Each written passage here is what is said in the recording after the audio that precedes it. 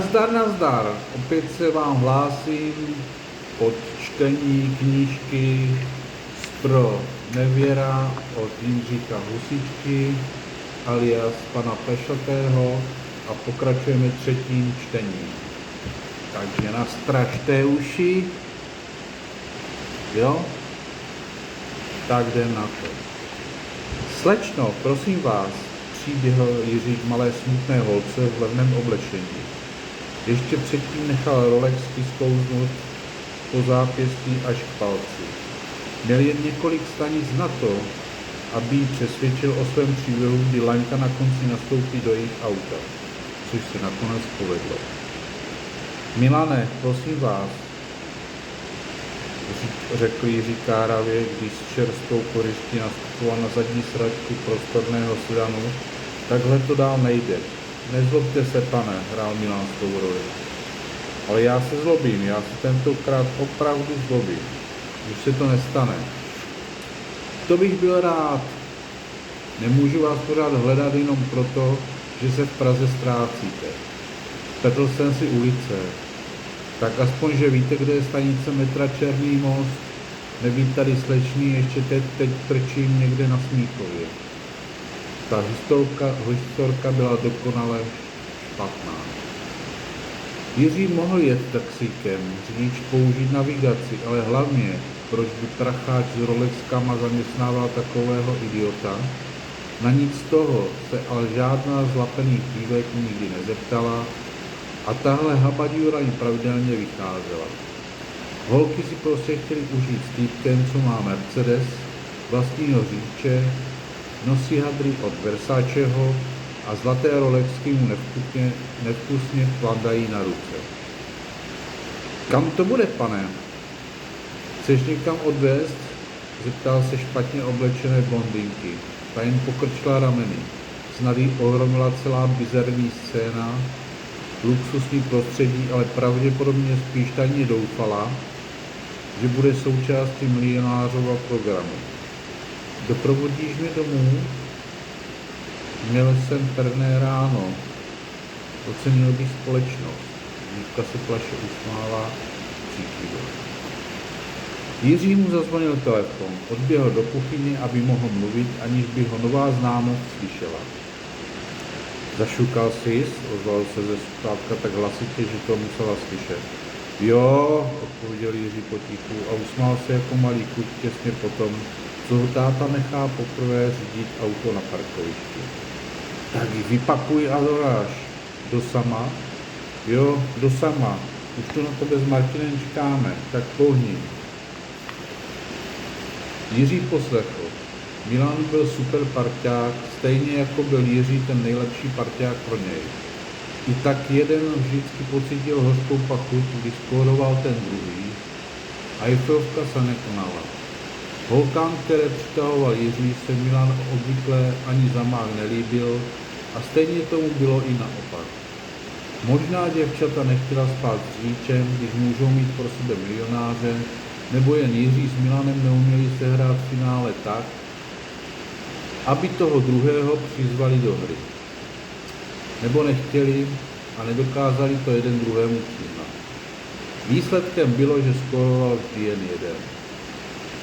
To byl fofr, ani jsem se nestačil opít, řekl usnale Milan, když Jiří vešel do podniku. Jsem bývalý taxikář a možná ještě dispečer. Jsem všude hned, čul se Jiří. Možná ještě, nechápal Martin. Všechno záleží na tom, jestli dnes večer přijdu do práce. Pardon. To mi vysvětlete, chlapi, jak to s těma buchtama děláte.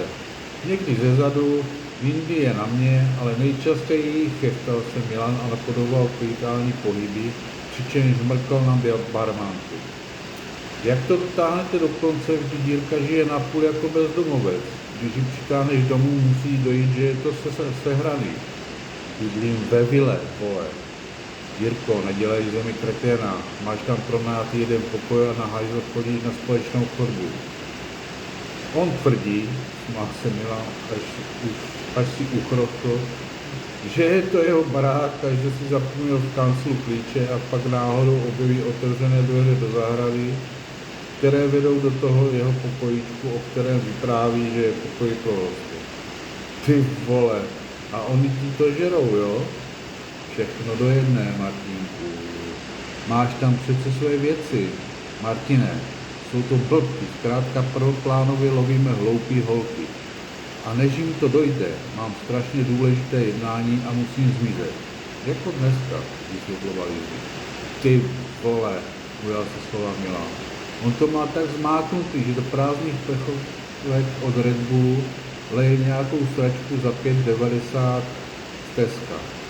Vždyť to chutná úplně stejně. I kdyby ty prachy měl, tak si Red Bull nekoupím. Když se slomek ceny, máš to samý, jen v jiný plechovce. Nechápu, jak si můžete kupovat třeba Coca-Colu za 3,5, když Tesco kola nestojí ani 10 a chutná to všechno stejně. To teda nechutná. To fakt nechutná stejně. To jsou ty tvoje chudinský chutě. Co prosím? Moje chudinský chutě? Jo, máš zdegenerovaný vnímání chutí, protože žereš sračky. Usmál se samolepět Martin. Ty vole, ty necháš zpestvíjet Ejdam 30 a buď tam tvrdíš, že je to gorgonzola. Ty vole, on tomu pak i sám věří, přidal se Milan. Vy jste kokoti.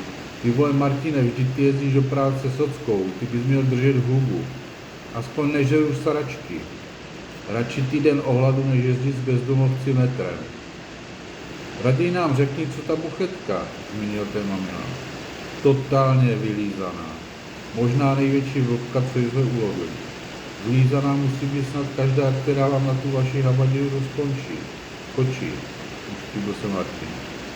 Tahle chlapi, ta je na Guinnessovku. Milan zvážňal. Představ si, pokračoval Jiří, že mi tvrdila, že dělá vejšku. Nech mě hádat, hádej, zemědělka, jo, provozně ekonomická fakulta, dobře ty, jo, byla to P. Fanda. Jednu jsem znal, ty vole. Kluci Martina neposlouchali. Jiří se usmíval, Milan zůstával vážný. Holky z Pevky tvrdí, že je to úplně normální ekonomka. Jenom pojišťovnictví se tam počítá na úhynu kafe. Ty vole, přesně takovou holku chci, Jiřino, promluvil konečně Milan. Tupou? Jo. Proč? Vždyť Klára i Katka jsou docela chytrý holky. Ta předtím taky nebyla úplně blbá. No právě. Už mě nebaví se pořád hádat. Chtěl bych něco, co ke mně bude zlížet, všechno odpíve a když ji opíchám ségru, tak na to nepřijde. To je hluboká myšlenka, Milane, fakt. Ale jinak si myslím, že jsi docela kokot. Smál se Martin a mrkl na hodinky. Ty vole chlapi, sorry, musí být. Takže pokračování zase ještě dneska bude další, takže se dívejte a poslouchejte. Čau, čau.